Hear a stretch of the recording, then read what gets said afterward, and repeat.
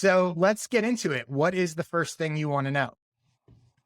So knowing what and who you know now, if you were to start over today from zero with a goal to get to six figures as quick as possible, how would you do it? Okay. So I've got a bunch of thoughts about this, but before I get into them, I have to admit I'm curious. Why are you asking this? Why is it something that you're curious to know?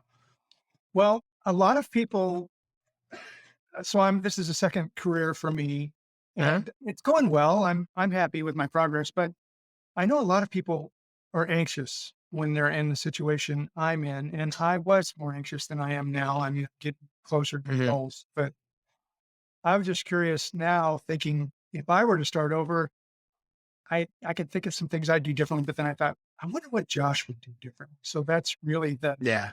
I think a lot of people are in a hurry to get to an income that they had before. And I know that Yep. could be cause problems, but anyway, that's the genesis. Yeah.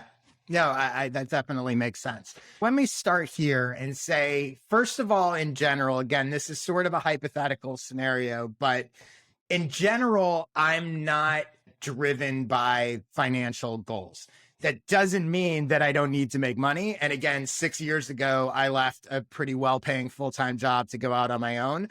So I don't have a trust fund. I'm not independently wealthy. It's not, I completely relate to the like, when I started, I was like, I hope I can figure out how to make this work because, but I didn't go into it saying, I need to get to this number immediately. Right. So I understood that, like, okay, ultimately, I gave up a job making this.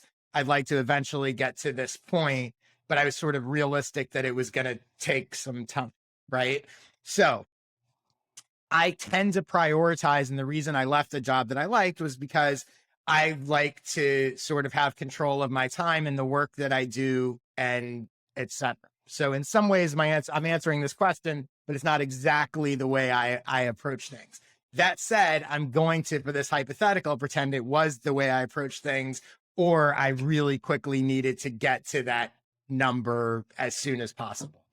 So if I had a specific number I had to hit no matter what, and I know the hypothetical number in this case is $100,000, and I'm assuming we'll say 100,000 a year, here's what I would do. The first thing is I would absolutely focus on consulting or a service as opposed to creating a product. The reason for that is in terms of amount of money in a short term, I think it is easier to make more money in the short term with a higher price service or something as opposed to a lower price product. So that's where, in terms of speed to get to that rate, that's where I would focus. You can charge more typically, and you need fewer sales to make more money typically. The next thing I would do is I would do the math, right? As with any goal. So if I want to make 100,000 a year, what do I actually need to do that? Basically, I need to make on average about 8,300 a month. So with that in mind, I'd go, okay, well, what do I need to do to make 8,300 a month with some sort of service or consulting? And I would most likely, again, it depends on sort of a lot of variables, but in general, I'd probably aim to create some kind of service that I could charge between 2,000 to 5,000 per month for clients. If I didn't think something higher was, obviously the higher the better.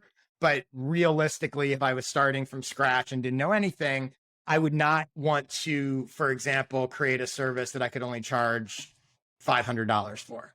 Because if I want to make 8,300 a month and I'm only charging I'm going to need a lot of clients. 2 to 5,000 a month seems sort of low enough that it's feasible, but high enough that I don't need that many people to say yes to get to that roughly 8,000 a month. The other thing I would do, and again, this is different from how I approach my business currently, but I would probably aim for a service that would be an ongoing retainer client, right? So right now I do mostly project-based work. So consulting clients I have typically, with a couple exceptions, but typically it's a 1 to 3 month engagement at most. I would instead focus on selling a service where if I get a client, it's a 12-month engagement, right? If I get someone paying me $5,000 a month, whatever that service is something they're going to continue to need or want. So one $5,000 client is 60,000 a year, right off the bat, right? As opposed to having to continually find new people. The other thing I would do is I would try to come up with a very simple, very unique service to offer. Nothing too complicated that it needs a lot of explaining and people don't understand it.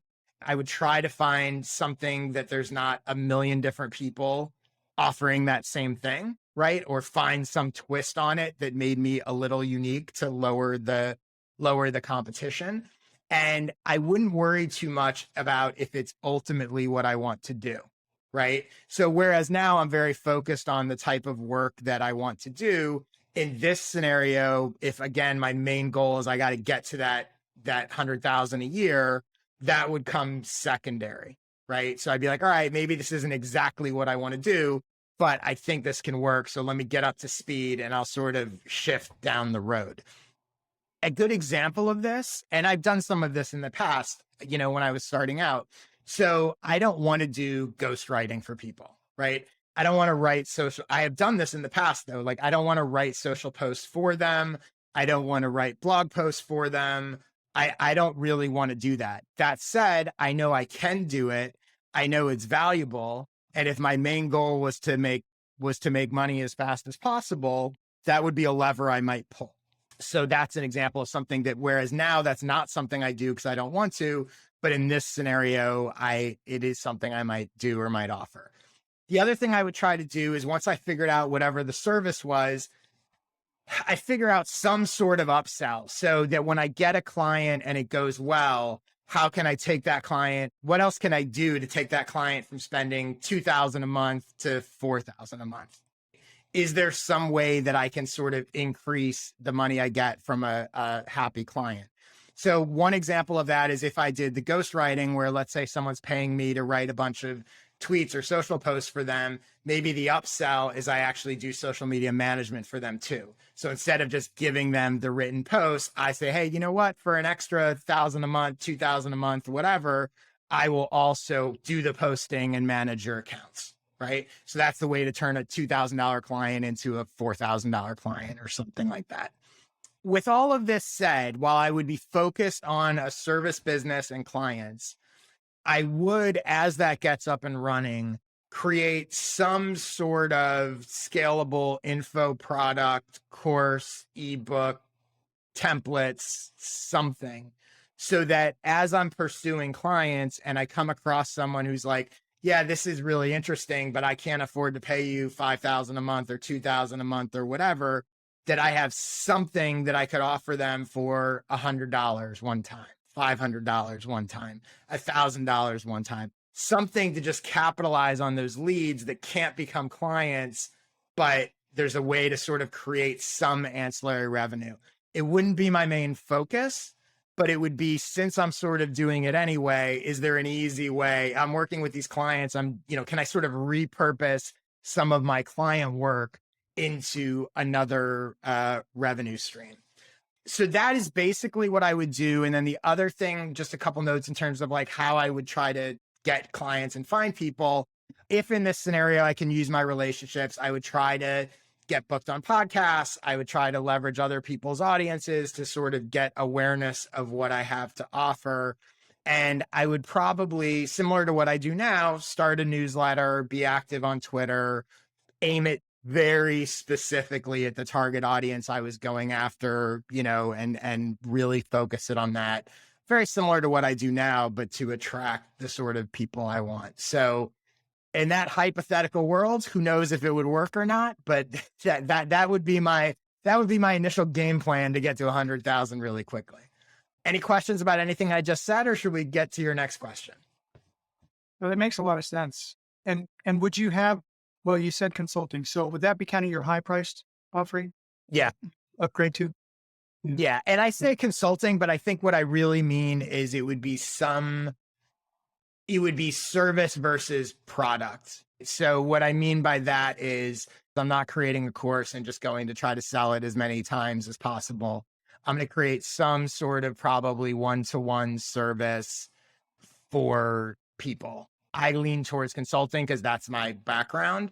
But if I was a coder, it might be a software service, like it could be anything.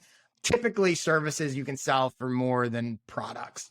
So that my main goal would be I want to be able to hit 100,000 with as few people as possible saying yes, as opposed to low price product. And now I got to reach the masses because often, and it varies, but often if you think about it, if you have let's say you have built whatever your audience is, your email list, whatever, if you have a 2% conversion rate of people buying your product, you're doing pretty well. But if you're selling $100 product to get to $100,000 and only 2% of people who know it exists are converting, you got to reach a lot of people. And that takes time. So that's why I would lean towards service initially. Okay. That makes sense. Cool.